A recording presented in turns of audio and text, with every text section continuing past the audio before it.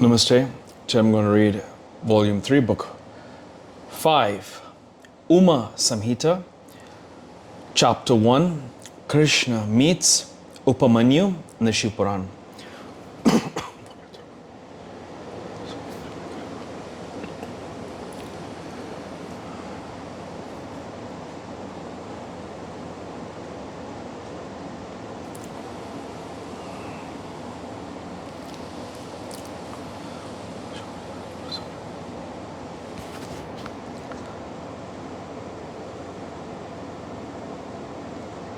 Hariyam Tat Sat.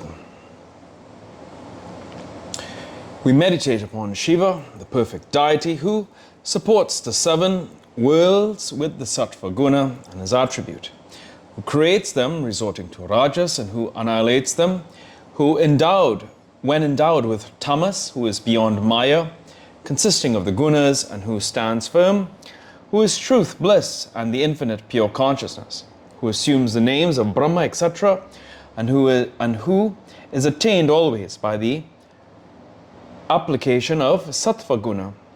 The sages said, O Sutta of great intelligence, O Sutta, disciple of Vyasa, obeisance be to you. The 4th compendium, Koti Rudra Samhita, has been narrated by you. Now please narrate the story of Shiva, the Supreme Soul, accompanied by Uma, Parvati, the story that is full of incidental anecdotes. Sutta said, O Saunaka. And now the sages, please listen with devotion to the divinely auspicious story of Shiva that yields worldly pleasures and salvation. This same holy question was put by the excellent sage Vyasa to Sanat Kumara, who narrated the story of Shiva. Sanat Kumara said, O Vyasa, the story of Lord Shiva, which was mentioned to Krishna by the sage Upamanyu, I narrate to you. Formerly Krishna, son of Vasudeva, went to Kailasa, the abode of Shiva, in order to perform the penance to appropriate Shiva for obtaining a son. On seeing the sage Upamanyu performing the penance on the excellent summit, he bowed to him with devotion and asked him with palms joined in reverence. Lord Krishna said, O Upamanyu, of great intellect, O foremost of the devotees of Shiva with good intellect, I have come here to perform the penance of Shiva for obtaining a son. O sage, please narrate the greatness of Shiva, delightful to the good, on hearing which I shall perform the penance of Shiva with devotion. Sanat Kumara said, on hearing these words of the intelligent Krishna, Upamanyu was delighted in his mind. Remembering Shiva, he replied. Upamanyu said, O Krishna, great devotee of Shiva, listen to the glory of Shiva, which I have witnessed myself. It is excellent story that enhances devotion to Shiva.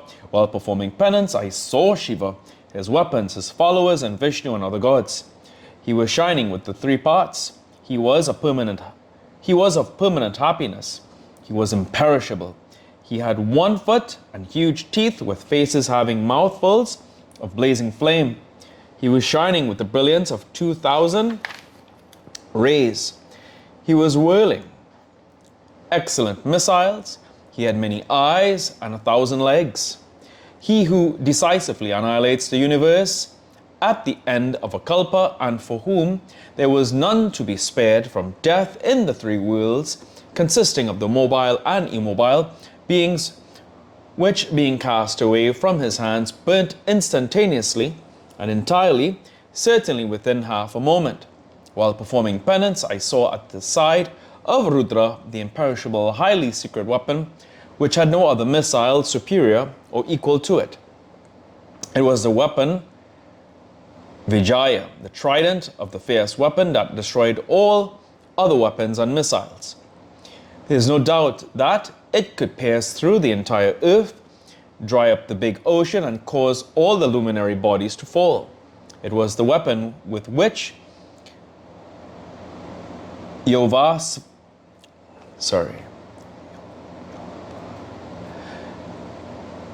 Yavanasva, the emperor of great refulgence, and Mandatar, the powerful king who conquered the 3 worlds, were killed formerly. The arrogant Hehaya king was killed with it, with the demon Lavana. When the demon Lavana challenged King Satrugna, this missile was hurled at him. When the demon was killed, this trident had returned to Shiva, to return to Rudra. It had a sharp point and was highly terrifying. It stood as if threatening all with the 3 spikes for its knit eyebrows. It was like a blazing, smokeless fire and the rising sun. I saw his sharp-edged axe decorated with serpents, etc. It was as terrible as the god of death holding the noose in his hand. It was like an indescribable ray of the sun and the features of the fire at the end of Kalpas. It had the size of a full-grown man. Bhargava Rama had used it in the battle for the extermination of Kshatriyas. It was given to Rama by Shiva formally. Strengthened by it, the delighted sage burnt the Kshatriyas 21 times. I saw the discus Sudarshana in the shape of a human being with 1,000 faces and 2,000 hands. It was divine and lordly. It had 2,000 eyes and fairy brilliance and 1,000 legs. It shone like a crow's suns. It was capable of burning the 3 worlds. I saw the sharp and refulgent thunderbolt of 100 spikes of extreme excellence. I saw the great bow Pinaka of excessive brilliance and its quiver of arrows. I saw the Sakti, the sword, the noose of great brilliance, and a goad, the great divine iron club, and many other weapons. On either side of Lord Rudra, I saw the weapons of the guardians of the quarters. To the right of the Lord was Brahma, the grandfather of the worlds, seated in his aerial chariot, fitted with a swan. It was divine and as speedy as mind. Narayana, holding conch, discus, and mace, stood on his left, seated on the Garuda. Brahman, other Manus, Brigu, and other sages, Indra and other gods, all were there, holding his Shakti and a bell, and seated on his peacock. Skanda stood near the goddess like another fire god. Nandan stood in front of Shiva holding the trident. All the goblins, gunners, and the mothers were present there, bowing to Lord Shiva, and surrounding him on all sides. The gods eulogized the Lord with different kinds of hymns. I saw on either side of the Lord whatever is seen or heard in this world. I was surprised at it. O Krishna, it appeared as though some sacrifice was going on there.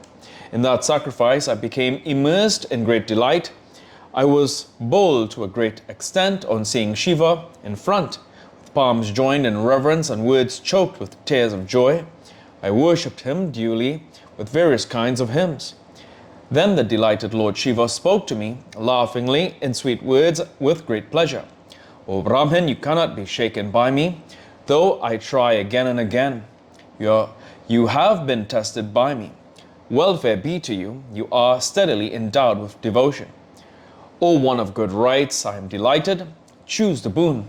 There is nothing which cannot be given to you, even if it happens to be something rare and inaccessible to all the gods. On hearing the loving words of Shiva, I spoke to the Lord, sympathetic with the devotees, with palms joined in reverence. Upamanyu said, O Lord, if you are satisfied and if my devotion is firm and steady, may in virtue of that truth, my knowledge comprehend the past, present, and future. Grant me infinite devotion, never swerving or straying from you. Let me and my family have milk pudding every day. O Lord, may you be present in my hermitage every day. Let my mutual friendship with your other devotees flourish forever. O leading scion of the family of Yadus, thus requested by me, Lord Shiva laughed and glanced at me with his merciful eyes. He said to me, Shiva said, O Upamanyu, O dear, O sage, you will be free from the defects of old age and death. Achieve all desires. You will deserve the worship of the sages. You will have fame as your wealth. thanks to my grace, step by step you will possess good conduct, beauty, good qualities, and riches. O sage, wherever you wish it to be, the milk ocean will flow to and be present there. By the time the nectarine milk is fully controlled, you will see Vaivasvata Kalpa along with your kinsmen. O great sage, may your family be never ending due to my grace. I shall be always present in your hermitage. Let your devotion to me be permanent. O dear one, whenever remembered by you, I shall appear before you. You are by all means my beloved. Be happy realizing all your desires. Do not get anxious or worried. There is no doubt that everything you think or will be fulfilled. Upamanyu said after granting me the boons and saying thus, Lord Shiva of the brilliance of a crore suns vanished there itself. O Krishna, Shiva the Supreme Lord, the bestower of worldly pleasures and salvation, was thus seen by me accompanied by his followers. Whatever was mentioned by the intelligent Lord Shiva has been wholly acquired by me by meditating on the Lord of the gods. See for yourself the Gandharvas, Apsaras, sages, Vidyadharas, and the well-arranged Siddhas. See the beautiful trees endowed with glossy leaves, fragrant with seasonal flowers and bearing fruits and flowers. O mighty hero, all these are the results of the grace of Shiva, the great soul, the Lord of gods. The universe is emotionally agreeable. I have the perfect knowledge of everything. Thanks to the grace of the trident-bearing Lord, I know factually the past, present, and the future, everything. I have seen the Lord whom even the great gods do not see without appropriating, who can be more blessed than I. The eternal principles are known as 26. Learned men meditate on the great and imperishable thus. The great Lord alone is the knower of well-ordained principles, the direct perceiver of all true objects, and the Lord of Prakriti and Purusa. It was he who created for the protection of the worlds Brahma, the cause of the worlds, from his right hand, and Vishnu from the left-hand side. When the Kalpa came to an end, the Lord created Rudra from his heart. Then he annihilated the universe, including the mobile and immobile beings. At the end of yugas, Lord Shiva becomes Kala and stands devouring all the living beings like the fire of dissolution. Samvartaka. The Lord is omniscient, the soul and the material and effective cause of all living beings. He is all-pervasive and visible to all deities. Hence, appropriate him for the acquisition of a son.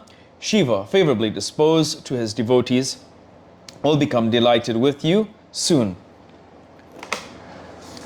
Footnotes.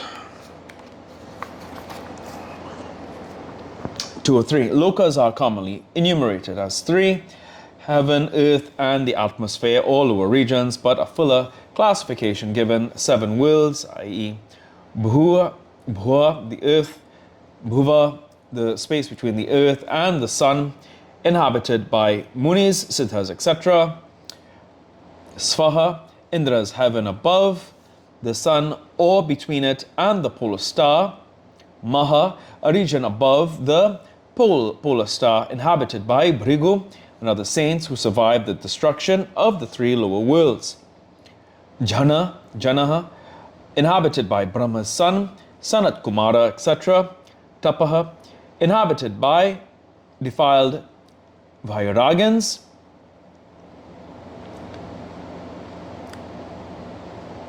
Satya or Braha, abode of Braha. 2 or 5. Upamanyu, pupil of Ayodhya, Dhaumya, propagated Shiva cult and received the ocean of milk from Lord Shiva. 207. The epithet identifies Shiva with the 1,000-footed Purusa mentioned in the Purusa Sukta of the Rigveda. Yauva Nasva was the patronymic, pat, patronymic of Mandathir, it should not be confused with Yova Nasva, the grandson of Mandathir. 209, most probably it refers to the Heyhaya, King Arjuna, Kartavirya of 1,000 arms, who was defeated and had his arms cut off by Parashurama. 210, Lavana, king of Mathura, was the son of Madhu by Kumbhi Nasi, the sister of Ravana. He had inherited from his father an invincible trident which had been presented to him by Shiva. He was surprised without his weapons and killed by Satrugna. 210. With the axe received from Lord Shiva, Parashurama cleared the earth of the Kshatriyas thrice, 7 times, and gave the earth to the Brahmins. 212. This text of the verse is defective. Let's see if we could find that. Which is strengthened by it, the delighted sage burnt the Kshatriyas 21 times. And here ends today's reading of the Shiv Puran.